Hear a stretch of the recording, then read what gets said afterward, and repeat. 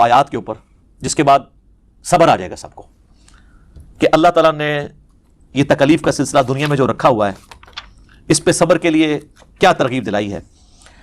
آیت نمبر 22 اور 3، ما اصاب من مصیبت فی الارض ولا فی انفسکم، کوئی مصیبت بھی ایسی نہیں کہ زمین میں آئے۔ زمین میں کیا مصیبت آتی ہے؟ زلزلہ، وبائی امراض، سیلاب، طوفان، ولا فی انفسکم، اور نہ کوئی ایسی مصیبت کہ تمہاری جان میں آئے۔ جان میں ہر طرح کی بیماری، کسی کو بلڈ کینسر ہو گیا، کسی کے گردے فیل ہو گئے، کسی کو ہیپاٹائٹس ہو گیا، تو اللہ تعالیٰ فرماتا ہے الا فی کتاب من قبل ان نبرأها، یہ ہم نے لوح محفوظ پہ پہلے ہی لکھا ہوا ہے، اس سے پہلے کہ ہم یہ تکلیف بھیجیں۔ کام ہی ختم ہو گیا۔ اللہ کہتا ہے ہم نے تو یہ طے کیا، یہ ڈیسٹنی ہے، تمہاری تقدیر ہے۔ ان ذالک علی اللہ یسیر، یاد رکھنا یہ اللہ کے لیے بڑا آسان ہے، بہت آسان ہے۔ کوئی یہ بھی کہہ سکتا ہے کتنا ہو گیا، پہلے ہی اللہ کو پتا ہے، اللہ کے علم کے لیے آسان ہے۔ سورۃ الانعام میں تو یہاں تک آیا ہے کہ خشکیوں میں یا سمندروں کے اندر کسی درخت کا اگر پتا بھی گرتا ہے نا تو اللہ کو پہلے سے علم ہے، اور زمین کی گہرائیوں میں کوئی دانا بھی پھوٹتا ہے نا وہ پہلے۔ اب ظاہر ہے ہمارا ذہن تو اس ڈیٹے کو سمجھ نہیں سکتا، بلکہ آج ہم نے لیپ ٹاپس میں، ہارڈ ڈسک میں وہ ڈیٹا سٹور کر لیا ہے جو آج سے 100 سال پہلے کا انسان اس کو ماننے کے لیے تیار نہیں ہوگا کہ یہ ٹچ سکرین موبائل کیا کر سکتا ہے، اتنی دور بات کر سکتے ہیں، وہ تو اس کو بھی ماننے کے لیے تیار نہیں ہوں گے، لیکن ہو گیا نا۔ یہ انسان کو اللہ نے ترقی کرائی ہے، تو اللہ کا علم تو بہت کامل ہے۔ لِكَيْ لَا تَأْسَوْا عَلَىٰ مَا فَاتَكُمْ، یہ ہم نے اس لیے کیا، یعنی ہم نے تقدیر میں پہلے یہ چیزیں لکھی تھی تاکہ تم مت افسوس کرو اس چیز پہ جو تم سے چھین لی جائے۔ وَلَا تَفْرَحُوا بِمَا آتَاكُمْ، اور اس پہ شیخی مت بگاڑنا جو اللہ نے تمہیں دیا ہے۔ اللہ کسی سے لے کے ازماتا ہے تو کسی کو دے کے بھی ازماتا ہے۔ وَاللَّهُ لَا يُحِبُّ كُلَّ مُخْتَالٍ فَخُورٍ، اور اللہ تعالیٰ پسند نہیں کرتا ہر شیخی بگاڑنے والے کو، جو بات بات کے اوپر شیخی بگاڑتا ہے۔ کسی کے پاس اگر کوئی اللہ کی طرف سے نعمتیں ہیں تو وہ اللہ کا شکر ادا کرے، اور اگر کسی کے اوپر آزمائش کا وقت ہے تو وہ اللہ کی طرف رجوع لائے۔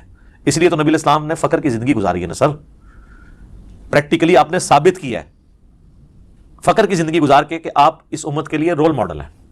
بخاری مسلم دونوں میں حدیث ہے، ہم عائشہ کہتی ہیں بعض اوقات 1 مہینہ 2-3 مہینے بھی گزر جاتے تھے، ہمارے گھر 2 کالی چیزوں پہ گزارا ہوتا تھا، کھجور اور پانی پہ، اور وہ بھی ٹنوں ٹن نہیں، 2 کھجوریں صبح 2 شام، 1 میٹھا پانی کا پیالہ صبح اور 1 شام، چولہا نہیں گھر میں جلتا تھا۔ بخاری اور مسلم دونوں میں حدیث ہے، نبی الاسلام دعا کرتے تھے اے اللہ محمد اور آل محمد کو بس اتنا ہی دینا کہ ان کے روح اور جسم کا رشتہ چلتا رہے، بس سبسسٹنس لیول کے اوپر۔ صحیح بخاری میں حدیث ہے، ابو ذر غفاری کہتے ہیں نبی الاسلام نے مجھے کہا وہ ابو ذر دیکھ رہے وہ سامنے احد پہاڑ، تو کہتے ہیں میں ذہن میں پلان کرنا شروع ہو گیا کہ مجھے حضور کسی کام سے بھیجنے لگے، تو میں نے سوچا میں اتنے بجے جاؤں گا، اس طرح واپس آؤں گا، تو آپ نے فرمایا کہ یہ اگر سارا سونے کا ہو، کئی کلومیٹرز پہ پھیلا ہوا، 3 دن نہیں گزریں گے میں اللہ کی راہ میں خیرات کر دوں گا۔ اس لیے تو ابو ذر غفاری پھر آل امیہ سے لڑتے تھے نا، وہ تو کہتے تھے یار تم لوگ اب یہ ہمیں باتیں سناؤ گے کہ جی جوڑتے رہو، زکات دے رہو تو خیر ہے، یہ تو امت کے لیے تھا، تم تو حضور کی صحبت یافتہ لوگ ہو۔ بخاری اور مسلم دونوں میں حدیث ہے، سیدنا عمر حضور علیہ السلام کو ملنے آئے، واقعہ ایلا کے موقع پر، جو حضور 1 مہینے کے لیے اپنی بیویوں سے ناراض ہو گئے تھے، اسے ایلا کہتے ہیں، اور چھت کے اوپر والے حصے پہ شفٹ ہو گئے۔ حضرت عمر گئے تو حضور علیہ السلام چٹائی پہ لیٹے تھے، اٹھے تو چٹائی کے نشان تھے، اوپر بھی کرتا بھی نہیں تھا، صرف تہمت پہنی ہوئی تھی۔ حضرت عمر کی آنکھوں میں آنسو آ گئے کہ یا رسول اللہ یہ کیسر و کسرا دنیا کے مزے لوٹ رہے ہیں، آپ تو اللہ کے رسول ہیں، آپ کی حالت ہے۔ آپ فرمایا عمر لگتا ہے کہ دنیا کی حقیقت ابھی بھی تجھ پہ نہیں کھلی، کیا تم یہ نہیں چاہتے کہ یہ دنیا کے مزے لوٹیں تو کسرا اور ہم آخرت کی سعادت لوٹ لیں؟ یار اگر حضور علیہ السلام حضرت عمر کو کہہ رہے ہیں نا کہ تم پہ ابھی دنیا کی حقیقت نہیں کھلی، تو ہم تو کسی کھاتے میں نہیں، لیکن سر پھر کھل گئی۔ اس کے بعد حضرت عمر نے نہ کسی کو حرام کھانے دیا نہ خود کھایا۔ کتنے خزانے آئے ہیں رومنز اور پرشینز کے، کسی کی جرت نہیں تھی کہ کوئی اس میں سے اس طریقے سے نہ حق لے لے، وہ پہ پریکٹیکلی ثابت کیا انہوں نے۔ باقی مال سے تو پیٹ نہیں بھرتا۔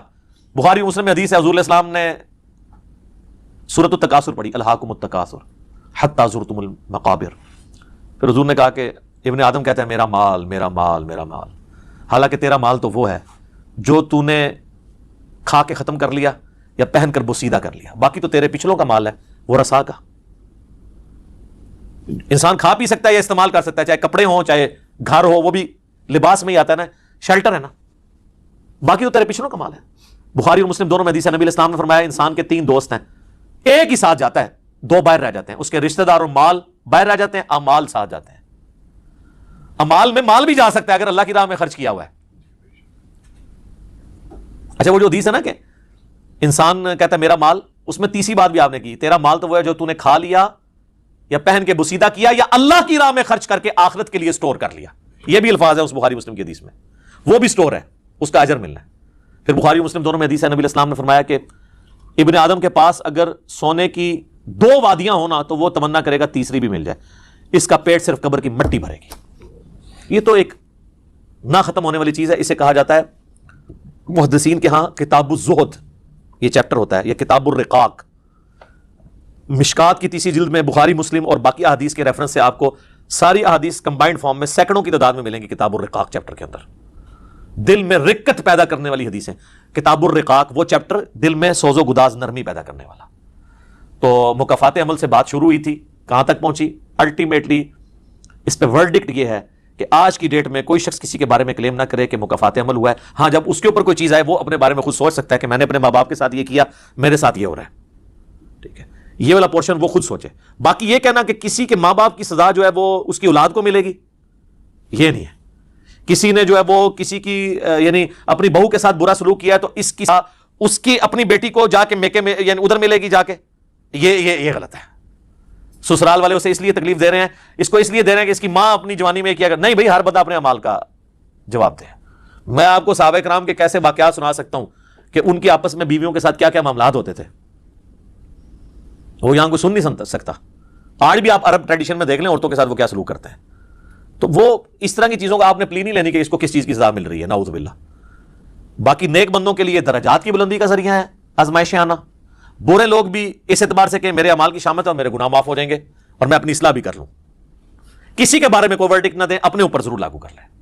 تو یہ مکافات عمل ایک ڈیفیکلٹ ٹاپک ہے, اس کے بارے میں لوگ مختلف باتیں کرتے ہیں اور کچھ سے کچھ رزلٹ نکالتے ہیں. باقی ظاہر ہم زندگی میں ایسے معاملات دیکھتے ہیں کہ جنہوں نے کسی کا مال دبایا ہوتا ہے, ہتایا ہوتا ہے, مرنے سے پہلے ان کے ساتھ وہ کچھ ہو جاتا ہے. اور اگر آپ ہماری پالیٹکس میں دیکھ لیں تو مکافات عمل آپ کو نظر آئے گا. یعنی اس وقت جو موجودہ حکومت ہے, جب یہ اپوزیشن میں جو کچھ کرتی تھی وہی کچھ اب ان کے ساتھ اپوزیشن والے کر رہے ہیں. کل کو یعنی یہ دنیا میں یہ چیزیں نظر آ رہی ہوتی ہیں. لہٰذا یہ ایک قانون ہے, لیکن یہ ایسا یونیورسل قانون اس طرح نہیں ہے کہ ضرور ایسے ہوگا. یہ ذہن میں رکھیے گا. مشرف نے جو ظلم کیا لال مسجد میں, ضروری نہیں ہے کہ اس کو ہر ایک چیز کا عذاب دنیا میں مل جائے. ہٹلر نے اگر 6 لاکھ یہودی قتل کیے ہیں, ویسے 60 لاکھ کہتے ہیں چلو محتاط 6 لاکھ, دنیا کی کوئی عدالت اسے 6 لاکھ دفعہ موت دے کے سزا نہیں سنا سکتی زندہ کر کے دوبارہ. اللہ تو کر سکتا ہے نا, اس نے ناحق کیا. یہودیوں سے ہماری دشمنی اپنی جگہ, لیکن یاد رکھیے گا یہودیوں کو جو قتل کیا ہٹلر نے وہ ریلیجس ہونے کی وجہ سے کیا. آج بھی دیکھ لیں وہ کتنے ریلیجس ہیں اپنے باطل دین کے اوپر. جس طرح آج ہمیں فنڈامنٹلسٹ اور بڑے یعنی آرتھوڈاکس کہا جاتا ہے, ان کو اس زمانے میں کہا جاتا تھا کہ ماڈرن دور میں یہ چل نہیں سکتے, یہ بڑے مذہبی لوگ ہیں.